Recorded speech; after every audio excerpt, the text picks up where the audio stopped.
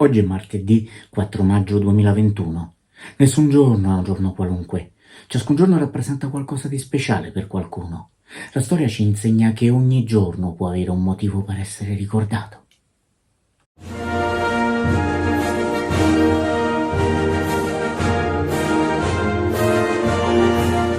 4 maggio 1861. A Torino il ministro della guerra del neonato Regno d'Italia, il generale Manfredo Fanti, emana un decreto con il quale dispone l'abolizione della vecchia denominazione di Armata Sarda per i corpi militari, che da allora in poi si sarebbero chiamati Regio Esercito.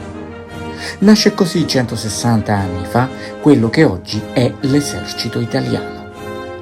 La Regia Armata Sarda era stato l'esercito di terra del Ducato di Savoia prima e del Regno di Sardegna poi.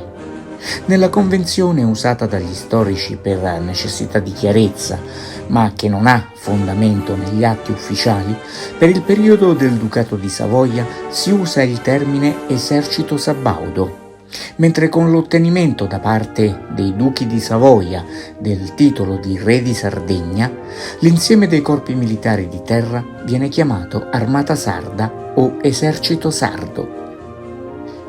In precedenza, come ministro della guerra e della marina del Regno di Sardegna, nel 1860 Manfredo Fanti aveva provveduto a incorporare nell'Armata Sarda l'esercito della Lega dell'Italia Centrale, di cui era stato nominato comandante prima del suo incarico di governo, con Giuseppe Garibaldi vicecomandante. Fanti, mettendo insieme militari provenienti da varie parti, era riuscito a creare un corpo unitario di 45.000 soldati, al servizio della Lega, composta da Granducato di Toscana, Ducato di Parma, Ducato di Modena e Legazione delle Romagne. Ma poi si oppone all'ammissione nel nuovo Regio Esercito, con mantenimento del grado, dei 5.000 ufficiali dell'esercito meridionale di Garibaldi, e la cosa gli attira molta impopolarità. Con i suoi primi provvedimenti, Fanti di fatto riesce a costituire un esercito nazionale prima ancora che la completa unità d'Italia sia compiuta.